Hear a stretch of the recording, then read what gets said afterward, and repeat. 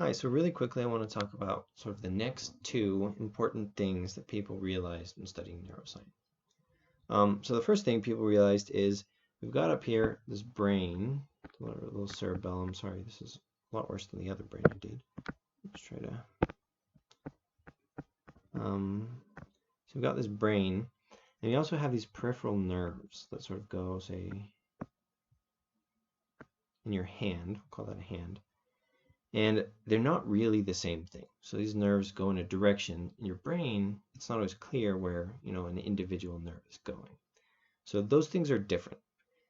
And also, obviously, we're getting information passed between these two. So we already know nerves are working sort of like wires. So people thought, well, do these things go two ways? Sort of like if you have a telegram station here and a telegram station here, they can use the same wire to communicate.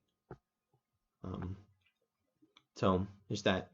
People didn't really know if they went two ways or not, but they did know there was this difference here between our peripheral nervous system right here and our central nervous system up here.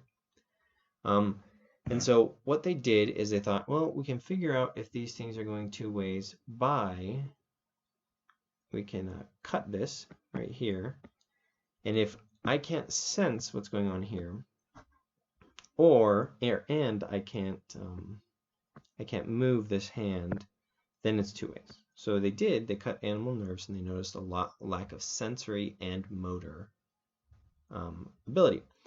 And so they concluded that these nerves go two ways, so up here and back. But you can think about this, and you think, oh, there might be a problem with this way that they did it. And the problem is that one nerve, if you were to take a cross section of a nerve, you can actually see that there are lots of fibers. So there's more than one fiber. So some scientists looked at this and they said, well, maybe these fibers split off. And actually in a vertebrae, they do. So when a nerve goes into the spinal cord, part of it goes in here, part of it goes in here. And so they cut this one and they lost some function, so motor function, and they lost nerve function, and with one and one with the other. And so they concluded that some nerves are sensory and some are motor. So we've divided already the nervous system into central and motor and sensory peripheral nervous system. So that was an important sort of discovery that people made. The next important discovery that people made is with the brain. So we'll draw a slightly bigger brain here.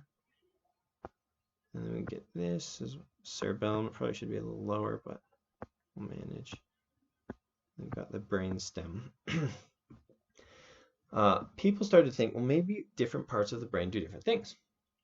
And so there was this belief in phrenology, which is sort of this idea that, if you're a kind person, you have this giant kind spot sitting on your brain.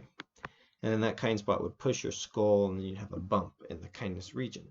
It's a really popular sort of pseudoscientific idea. And a lot of times I think we like to make fun of those ideas.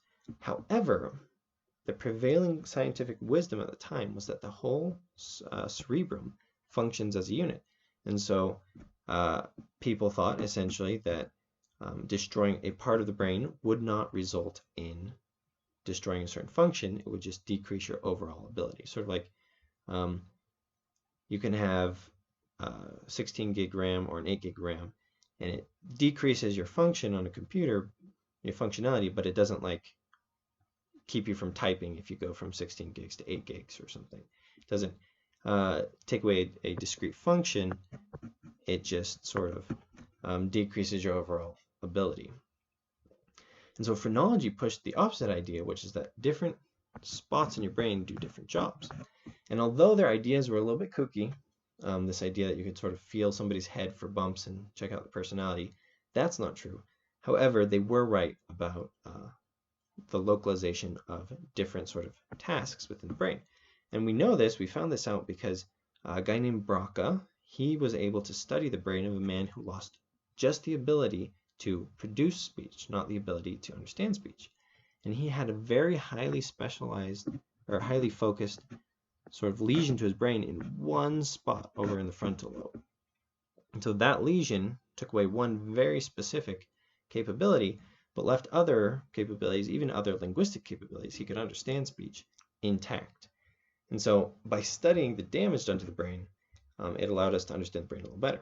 And so this is sort of like experimental ablation, except on accident, using actual injuries that people accidentally got. So with experimental ablation, we can do that to animals. We're not going to cut out a chunk of a person's brain. We shouldn't, I guess I should say. People have done that, but we shouldn't cut out a chunk of a person's brain. But when we see a lesion to the brain, we can study that and take that opportunity to learn a little bit more about the brain.